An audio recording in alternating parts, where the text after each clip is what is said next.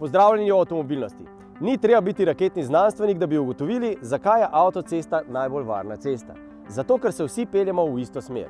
Razen, če ti kdo vsake toliko ne pripelje v nasprotno smer. To pa je, kot smo ugotovili, specifika regij, ne samo v naši državi. V Avstriji recimo se to redno dogaja na Tirolskem, pri nas pa saj vemo, kje ne.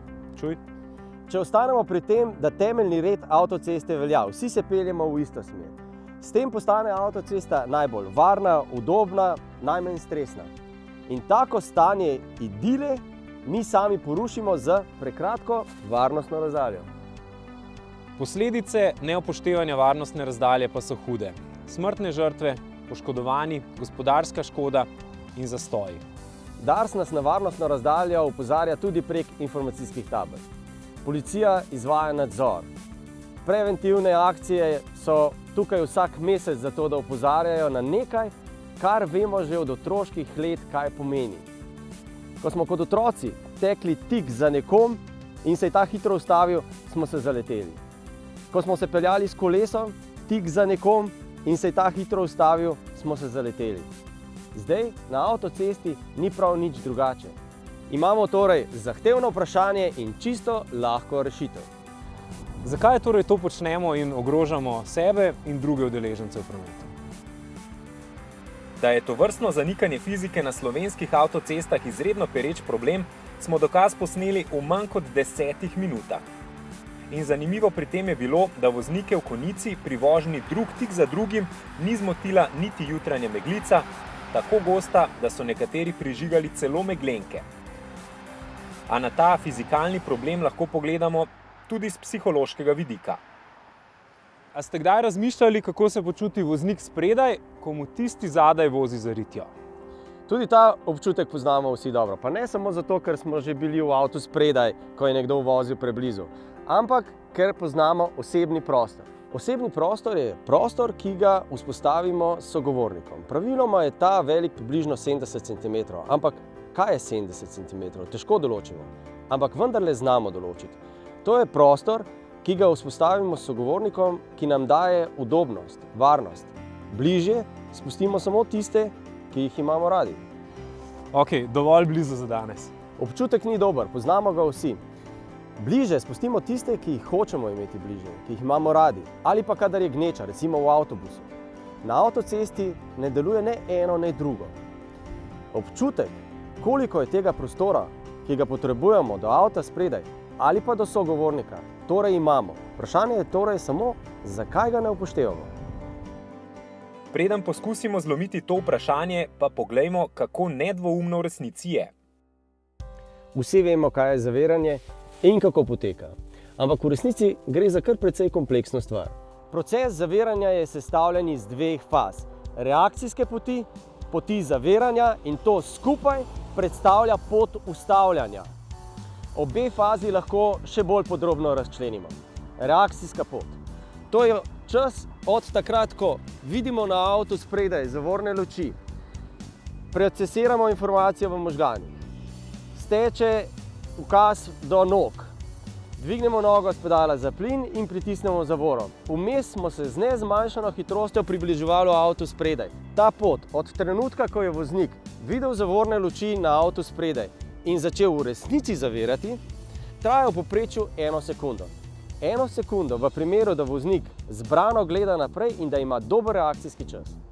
V primeru, da pelje alkoholiziran, pod vplivi prepovedanih substanc, razdražen, pod stresom ali da recimo piše SMS, se pot zaustavitve ne začenja tukaj, ampak nekaj sekund naprej. Do tega trenutka se je David torej z nezmanjšano hitrostjo približeval avtu spredaj. Od tega trenutka pa je zavorna pot odvisna od kakovosti pnevmatik, tlaka v pnevmatikah, kakovosti podvozja in seveda od kakovosti stika s podlago. Na učinkovitost zaviranja lahko nekoliko vplivamo z izbiro modernega avtomobila, recimo s takšnim, ki ima sistem imenovan BAS. Tega so namreč izdelali, ker veliko voznikov na zavoro ne pritisne dovolj odločno in močno. Verjetno zato, ker še nikoli niso, morda pa se bojijo, da bo kaj narobe. Sistem torej zazna trenutek, ko po zavori udarimo v paniki in takrat v zavore samodejno doda vso možno zavorno silo in s tem poveča učinkovitost zaviranja. V praksi varnostno razdaljo, se pravi prostor med nami in vozilom spredaj, določamo na podlagi občutkov. Glede na to, v kako velikem številu vozimo preblizu avtom spredaj, imamo napačen občutek. Ali pa ne. Občutek smo pridobili skozi prakso. In praksa očitno pravi, da tudi če vozimo preblizu, se vse dobro konča. In to je potuha. Ampak pri določanju varnostne razdalje se nam ni treba zanašati samo na občutke. Lahko uporabimo tudi zelo empirične metode. Prva, pravilo 2 sekund, je najmanj natančna, najmanj razumljiva, čeprav je v resnici enostavna, ampak mogoče je njena interpretacija napisana tako, kot da bi jo pisali tisti, ki pišejo navodila za uporabo sesalcev. Pravilo je pravzaprav enostavno. Gledamo avto spredaj in ko ta zapelje mimo recimo nekega znaka ali mostu, rečemo 21, 22 in ko pridemo do njegove točke, do table z znakom ali recimo mostu in če izgovorimo takrat 22, potem smo imeli dovolj veliko varnostno razdaljo. Če smo prišli do tam hitreje, je bila naša varnostna razdalja prekratka. Dars nam je zato na nekaj delih svojega avtocestnega križa postavil tudi posebne točke in jih označil z številkami 21 in 22. Druga metoda je bistveno bolj natančna in tudi lažja. Sloni na novih tehnologijah v sodobnih avtomobilih. Ti z različnimi sistemi merijo prostor med nami in vozilom spredaj in nas tudi opozarjajo prek različnih sistemov in signalov, kadar je ta prostor premajhen.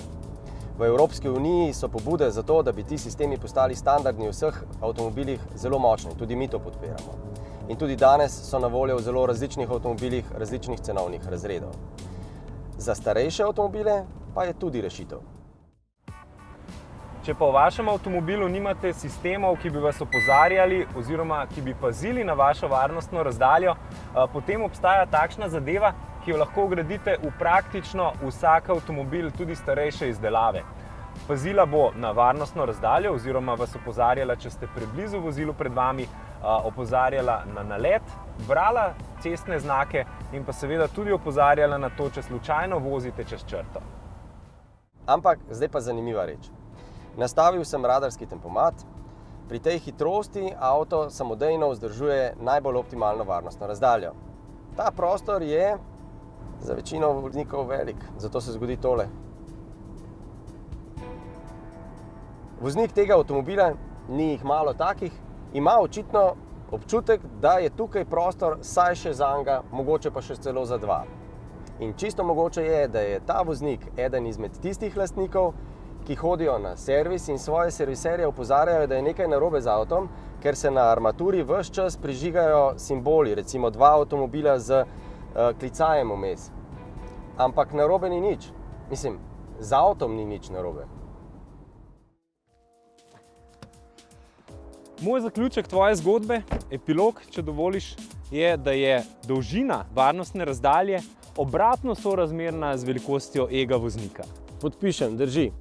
Pa druge razloge tudi lahko najdemo. To, da se peljemo v dobro zvočno izolirani kabini, ki nam ne daje takega občutka o hitrosti, kot bi ga verjetno morali imeti. Dober občutek na zavori ravno tako vpliva na to, da zmanjšamo ta naš osebni prostor ali pa prostor varnosti.